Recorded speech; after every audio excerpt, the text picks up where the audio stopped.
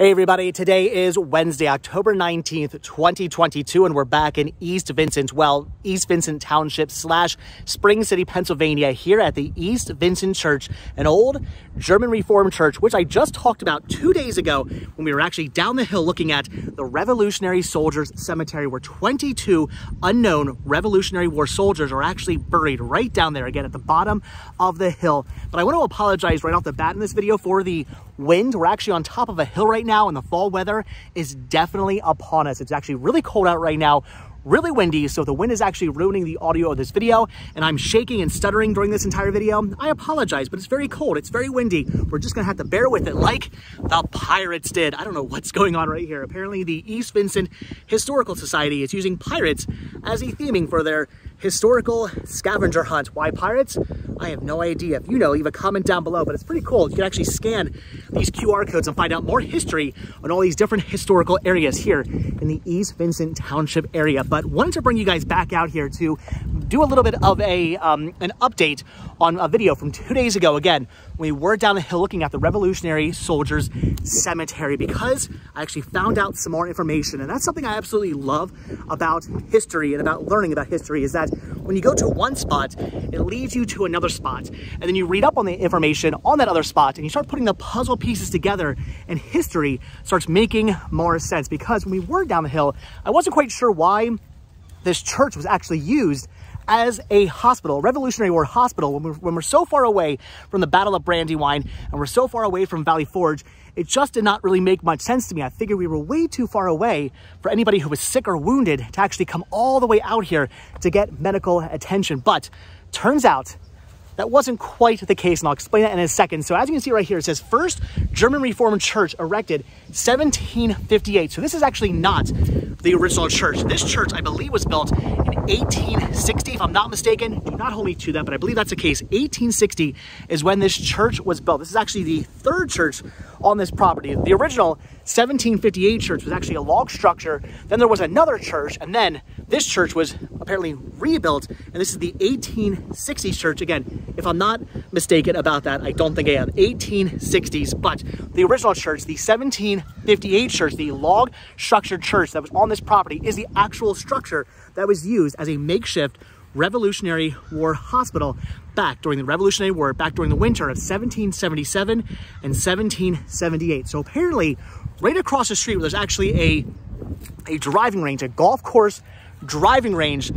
George Washington and his men actually were encamped over there. There was actually an encampment of his men, of Revolutionary War soldiers, right across the street in that field over there, right after the Battle of Brandywine. So apparently George Washington and his men were battling at Brandywine and came here, camped, and that is why this area was actually used, why the structure here was actually used as a makeshift Revolutionary War hospital, because they were camped right over there. So now it all completely makes sense. They weren't coming from the Battle of Brandywine all the way out here to get medical attention. They came out here to camp, and then because they were camped here, they were getting medical attention. And from what I was reading, apparently most of the medical attention was actually due to disease, not because of musket wounds or anything like that, mostly due to disease, because disease was quite rampant back during that winter. So the men camped here, and then they made their way down to Valley Forge, where they actually encamped to keep an eye on the British soldiers who were in Philadelphia, Pennsylvania. So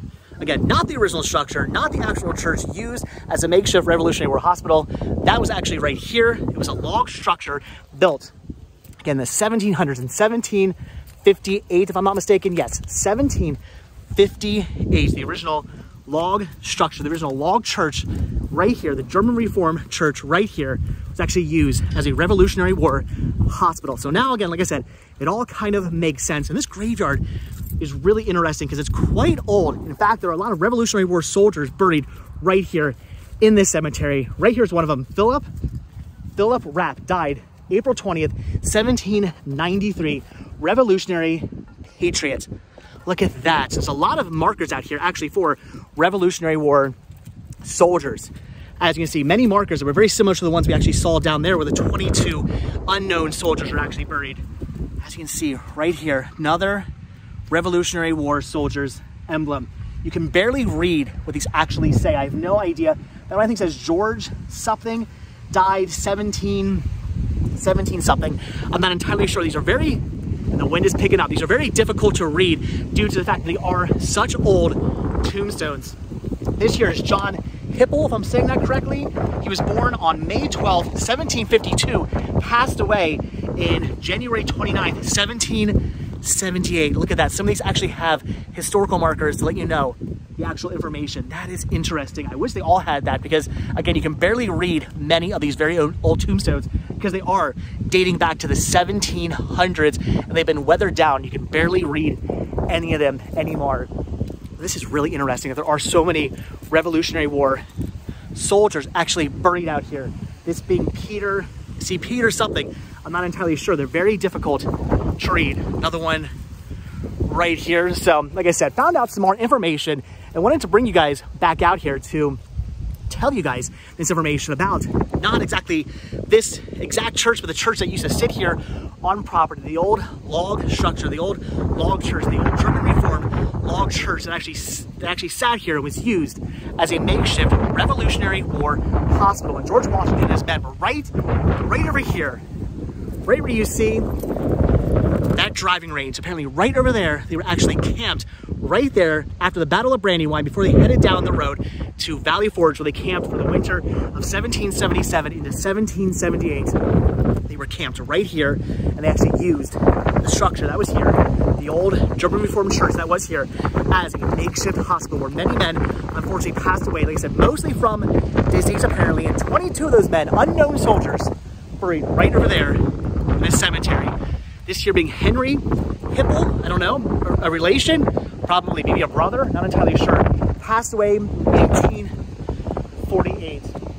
Interesting. So many of these graves from the 1700s, 1800s, many of them are starting to fall over. As you can see, the wind is really picking up. It's getting very windy, very cold out here right now. My hand is starting to freeze, but as you can see, you can barely read what many of these say. They're so weathered. They're such old tombstones. They're so weathered down, you can hardly see what they say. Some of them you can't read at all. This one here, I mean, there's nothing on this one anymore whatsoever. There's not even a little mark. You cannot tell what that one actually says. Look at this one over here. This must be a family plot. Look at the way it was actually marked off with the metal. That is interesting. There's a plane flying over top of us right now. There it is. Plane flying over top of us. So like I said, some of these are so old you can't actually see what they say. I have no idea what any of these say. These probably date back to the 1700s as well. Very interesting. Some of these have fallen down, unfortunately. As you can see, this one here is actually broken, leaning up against another one that's been repatched, also broken as well. But you can't read these because they are so weathered down. So Revolutionary War soldiers buried right here in this cemetery, right up the hill, right up the street from the other cemetery, the other Revolutionary soldiers cemetery. Like I said, 22 unknown Revolutionary War soldiers are actually buried. Oh my gosh, it's getting so windy and so cold out right now. When the wind isn't blowing, it's actually not that bad out. The sun feels pretty good. But as soon as the sun goes behind the clouds and the wind starts blowing, it's very, very cold out here. So I'm gonna let you guys go now because I'm freezing. I'm starting to shake. I'm starting to mumble. My hand is going all crazy, and it's getting very, very windy. So like I said, I wanted to bring you guys out here, give you guys a little bit of an update, a little bit of a history update, if you will, because like I said, when I was down there looking at the cemetery, I wasn't quite sure why the men were being brought all the way out here to a church when Battle of Brandywine's like 45 minutes away by car.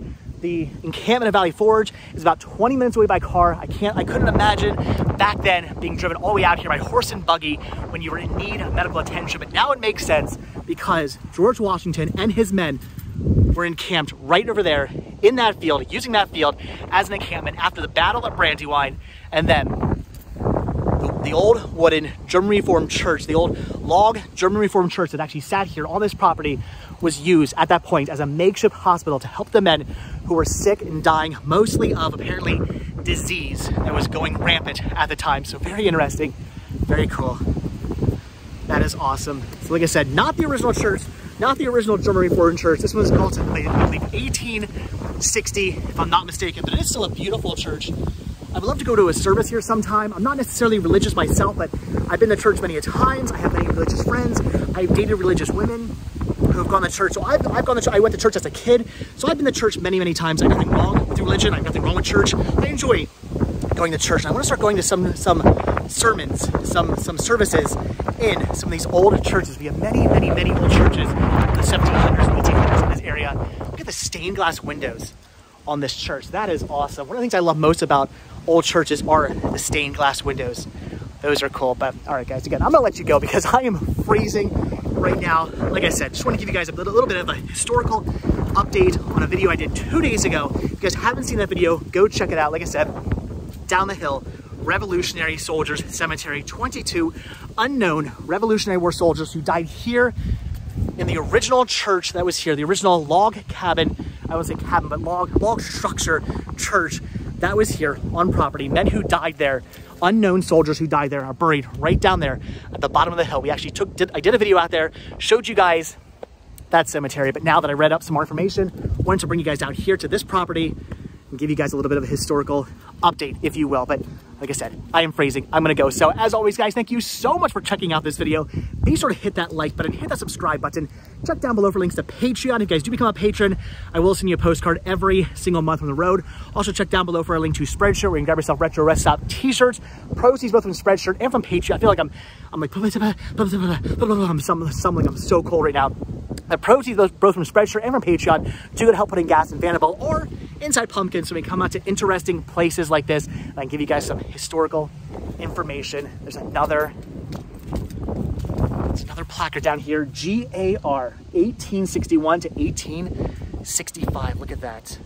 Interesting, guys. All right, so like I said, hit the like button, hit the subscribe button. And if you guys do subscribe or you are subscribed, I will see you in tomorrow's video. All right, have a good one, guys. Thanks for watching.